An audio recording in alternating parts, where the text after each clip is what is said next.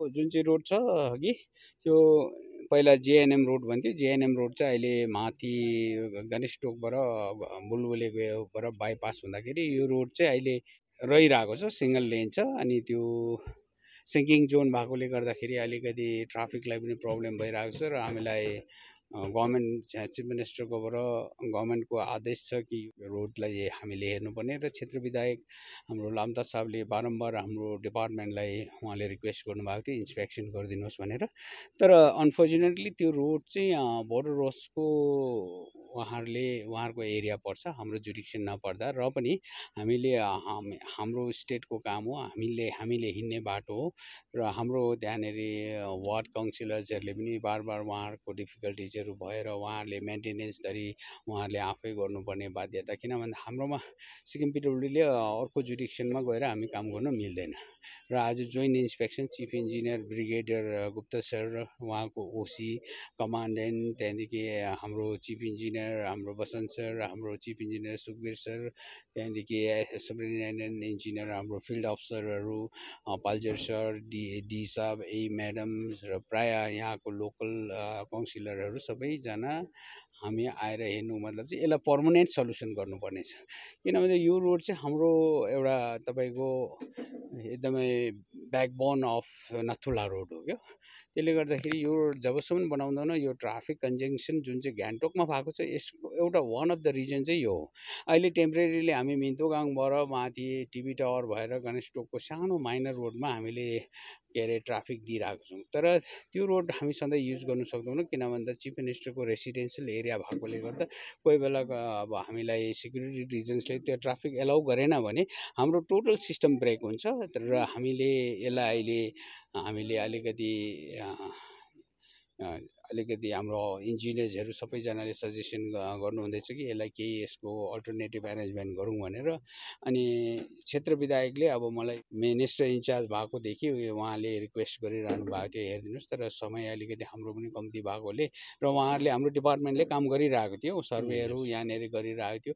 यो बाइपास निकाल्नु चाहन्छन् यहाँ हाम्रो क्षेत्र विधायकले, यहाँबाट रानी पुल निकाल्नु चाहन्छन् अघि। यसलाई चाहिँ हामी डबल लेन निकाल्नु चाह्यौँ भने यो चाहिँ रानी पुलबाट यो नथुला जाने ग्रेफको आर्मीको टुरिस्टहरूको एक वान वे बनाउन चाहन्छन् हाम्रो क्षेत्र विधायकले। र यो हामीले बुझ्दाखेरि यो एकदमै भाइबल प्रोजेक्ट भएकोले उहाँले चिफ मिनिस्टर साहबलाई पनि 2-3 पल्ट उहाँले यो सबै चिज बारेमा बताइसक्नु भएको छ। र हामीले पनि हामीले काम गर्नु पर्यो, यसको सर्वेहरू गर्नु पर्यो। सर्वेहरू हाम्रो बाहिर अलिकति हामीले धेरै काम गरेको छ हाम्रो डिभिजन सब डिभिजनले।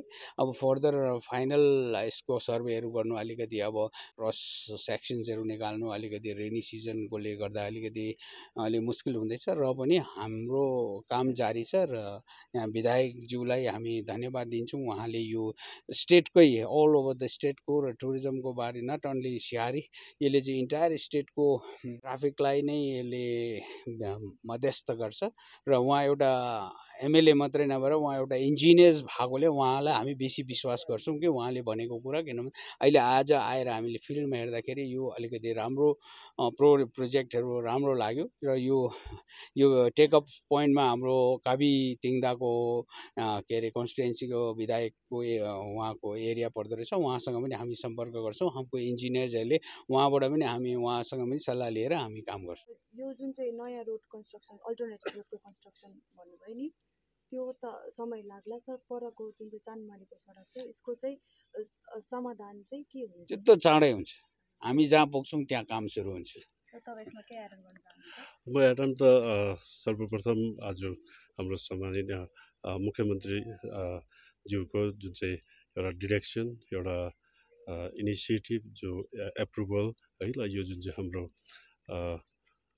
हाम्रो एकदमै बोटलनेक भएको जग्गा जहाँनिर च्यानबारी हाम्रो गोस्कान डाँडादेखि तल जुन चाहिँ बाटो छ त्यो चाहिँ एकदमै नथुला जाने पोइन्ट एकदमै च्यालेन्जेस भइरहेछ। त्यो अब आजदेखि होइन धेरै अगाडिदेखि। र यसमा हाम्रो सम्माननीय मुख्यमन्त्रीले एउटा एप्रुभल दिनुभयो र हाम्रो विभाग हाम्रो स्वयं आज हाम्रो माननीय मन्त्री हाम्रो सर पालिदिनु भयो। त्यसको साथमा उहाँले अरू छोडेर सबै बिआरओको टिम सबै पनि उहाँले ब्रिगेडियर कहिले आउनु भएको थिएन मनोज गुप्ता साहबलाई पनि उहाँलाई पनि धन्यवाद छ र त्यो एउटा हाम्रो मेन लाइफलाइन नै हो यो नथुला जानेको र म विभागलाई यसमा जुन चाहिँ हाम्रो माननीय मन्त्रीज्यूले यसरी भिजिट गरिदिनु भयो र उहाँले स्वयं यो प्रोजेक्टलाई एकदमै मनबाट लिएर जुन चाहिँ हाम्रो गान्तोक ट्राफिक कन्जेसन छ र साथमा हाम्रो जुन चाहिँ टुरिज्मको निड छ त्यसले गर्दाले म उहाँलाई यसरी भिजिट गरिदिनु भएकोमा धेरै धेरै धन्यवाद चढाउन चाहन्छु र अन्य डिपार्टको हाम्रो चिफ इन्जिनियर साहबदेखि लिएर जति पनि स्टाफहरू हुनुहुन्छ उहाँहरूलाई धन्यवाद चढाउन चाहन्छु र साथमा मनोज गुप्ता साहबलाई पनि उहाँलाई पनि धन्यवाद चढाउन चाहन्छु कि उहाँले एस्योर गर्नुभएको छ कि छिटो च्यानबारी रोड चाहिँ हाम्रो छिटो गरिदिनुहुन्छ भनेर र यो अर्को अल्टरनेट रोडको लागि पनि यहाँ हाम्रो माननीय मन्त्री दाल साहब नै आउनुभयो र यो लोकेसनमा जुन चाहिँ एउटा अलिकति एउटा च्यालेन्जेस थियो त्यो पनि हेरिदिनु भयो र यो जुन चाहिँ अल्टरनेट रोड छ यो इफ अब कन्सिडर भयो भने this will be one of the biggest gift for you Gangtok east district हुन्छ होला ट्राफिकको लागि पनि आज कुरा बुझ्नुमा आउँदाखेरि चाहिँ यो चाँदमारीको जुन चाहिँ सिङ्किङ एरिया छ यसमा चाहिँ बोर्डर रोड्सले अलरेडी मतलब इन्भेस्टिगेसनहरू गरिसकेको रहेछ आजकल बहुत किसिमको त्यो के भन्छ टेक्नोलोजीहरू छ रिहेबिलिटेट गर्नु मतलब यसलाई अब रिपेयर गर्नु के गर्नु यो पोसिबल छ अनि सुन्नुमा आउँदाखेरि चाहिँ land revenue and disaster management डिपार्टमेन्टले पनि यसको एउटा मिटिगेसन जुन चाहिँ अब मेजर्स के गर्नुपर्ने त्यसको पनि कोही प्रपोजलहरू बनाएको रहेछ अल्दो अब बिआरओले चाहिँ उहाँले चाहिँ भन्नुहुँदैछ अहिले चाहिँ यो डिनोटिफाई भएकोले गर्दा अन्डरमा छ उहाँको अन्डरमा छैन तर मिनिस्ट्री अफ डिफेन्सलाई चाहिँ रिक्वेस्ट गरेर चाँडै नै उहाँले यसको चाहिँ अप्रुभल लिने अनि स्याङ्सन गरेर रिहेबिलिटेट गर्ने कुरोहरू बुझ्नुमा आयो अर्को अल्टरनेट हाइवेमा कुरा गर्नु हो भने चाहिँ हामीलाई अब सिक्किम जस्तो जग्गामा अहिले गान्तोकको ट्राफिक हेऱ्यो भने चाहिँ 4 लेन रोडको जरुरत पर्छ रिक्वायरमेन्ट चाहिँ त्यस्तो हुन्छ तर हाम्रोमा 4 लेन त के 2 लेन पनि बनाउनु मुस्किल छ अहिले एक्जिस्टिङ रानीपुलदेखि गान्तोकसम्म आउने त इन्टरमिडिएट लेनको मात्रै छ मतलब नट इभन 4 लेन नि त्यसले गर्दाखेरि पारिपट्टि अहिले रानीपुलदेखि राङ्का हुँदै माथि बोजोको गाडीसम्म पार्ट अफ NH 310 भनौँ न त्यो पार्ट चाहिँ हाम्रो स्टेट पिडब्ल्युडी नेसनल हाइवे विङको अन्डरमा छ अनि बोजोगारीदेखि लिएर उम्बो जुन नथुला जान्छ त्यो चाहिँ बोर्डर रोड्सको अन्डरमा छ एउटा त अल्टरनेट हाइवे त्यो double lane with paved shoulder बनिन्छ अनि अर्को अझै पनि हामीले अब र पनि हाम्रो यसो हेर्दाखेरि 4 लेनको ट्राफिकको जुन चाहिँ रोडको रिक्वायरमेन्ट छ त्यो फुलफिल नहुँदाखेरि यतापट्टि रानीपुलबाट अर्को अल्टरनेट जुन चाहिँ रोड निकाल्नु पायो भने चाहिँ ट्राफिक डिकन्जेसन चाहिँ एकदम हुन्छ मतलब गान्तोकमा त्यस्तो ट्राफिकहरू हुँदैन थ्याङ्क यू